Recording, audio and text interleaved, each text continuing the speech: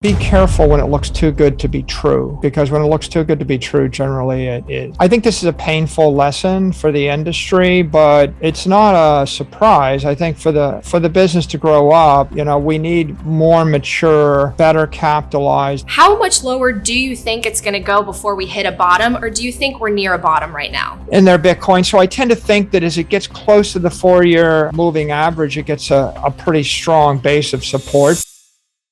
How much lower do you think it's going to go before we hit a bottom, or do you think we're near a bottom right now? It's hard to know where Bitcoin's going to go. It's always surprising you one way or the other. So, I don't pick any particular price target on the downside or the upside because I don't want to disappoint myself or anybody else. I do focus upon the 4-year moving average. And I think the 4-year moving average reflects kind of the basis that most Bitcoin holders have in their Bitcoin. So I tend to think that as it gets close to the 4-year moving average, it gets a pretty strong base of support. But in the near term, given the fact that there's just so much leverage in the rest of the crypto ecosystem, and there are large hedge funds and large traders that have a much shorter term time horizon, they're going to control the price in the near term. I think all you can do is just look out 4 years or longer and maintain your strategy. And in the difficult times, just avoid getting liquidated, right? Make sure that you're not in a leverage situation where you get forced liquidated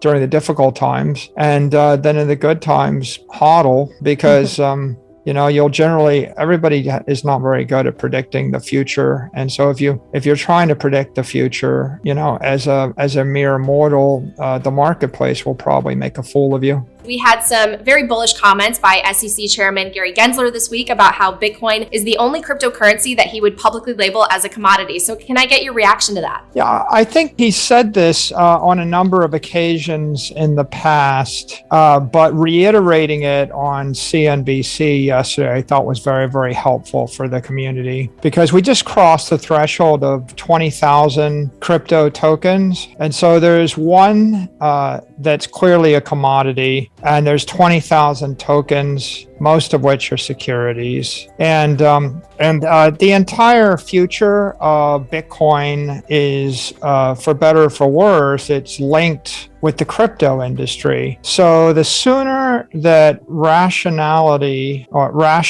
and order comes to the crypto economy and the crypto industry, then the better it's going to be for Bitcoin, and the sooner that Bitcoin will emerge as a mature institutional treasury reserve asset. We're hearing more about these exchanges that have liquidity issues. What do you say to the investors out there? Well, I think Bitcoiners forever have been saying, not your keys, not your coin. And they say, get your Bitcoin off the exchanges. So, the essential thing that you want to do after you acquire Bitcoin is to store it in a safe place. I think that borrowing or generating yield from unregistered or unlicensed bank or an immature bank is a risky thing to do. And so, for example, MicroStrategy, we took a loan from Silvergate, but Silvergate was an FDIC insured bank. And when we did that, the terms of the loan were such that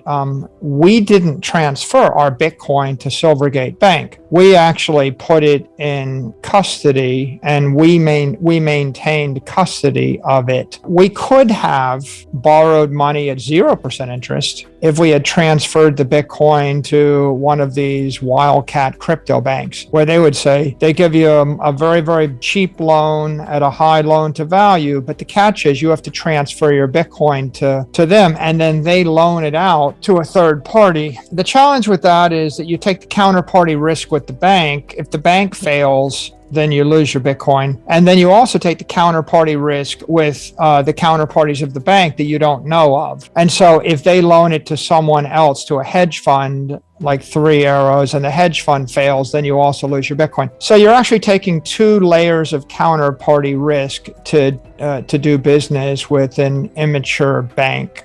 It always looks good going in. They pay you a higher interest rate or they give you a cheaper loan, but the counterparty risk, when you calculate it, offsets the benefit. That's why we've never done those things. That's why we never generated yield on Bitcoin. And that's why we didn't choose to take on those kind of loans. So I think this is a painful lesson for the industry, but it's not a surprise. I think for the business to grow up, we need more mature, better capitalized institutions, publicly traded companies, public banks, FDIC insured banks, licensed, registered entities. And of course, when you're doing business, what you want to do is always be careful when it looks too good to be true, right? Because when it looks too good to be true, generally it is. What do you think is Bitcoin's biggest vulnerability right now? I think that right now, the biggest vulnerability to Bitcoin is the rest of the crypto industry. I think the 20,000 tokens that are unregistered securities, I think the crypto exchanges, the wildcat crypto banks, all the crypto projects, all of the people trading those cryptos, all the crypto hedge funds, and then all of the negative publicity and then the negative financial outcomes that come about from things like Terra, Luna, right? The meltdown of a stable coin that was not stable. And so the volatility of Bitcoin on the upside and the downside, and then the negative publicity and the fear that a conventional investor, an institutional investor would have to buy Bitcoin is in large part due to the Wild West and the wildcatters in the crypto ecosystem. And the sooner that we clear out that leverage and the sooner that the world starts to distinguish between crypto tokens that are securities and then Bitcoin, which is a commodity, then the sooner the industry grows up and the asset class grows up. I think Bitcoin is the most important technology of the decade, maybe the most important technology of the century. And I think that the key to being a superpower is being a technology leader. The reason that the United States was a superpower in the 20th century was because they mastered oil and steel and air power and atomic power and other forms of technology, radio, electricity. And I think that in the 21st century, if you want to remain a superpower, you have to master digital energy. And I do think right now the United States has a lead in the Bitcoin industry because of so many developments, so many innovations that have taken place here in this country. I would say it is critical to the prosperity of the country, and it's probably critical to the prosperity of any country in the world as time goes by.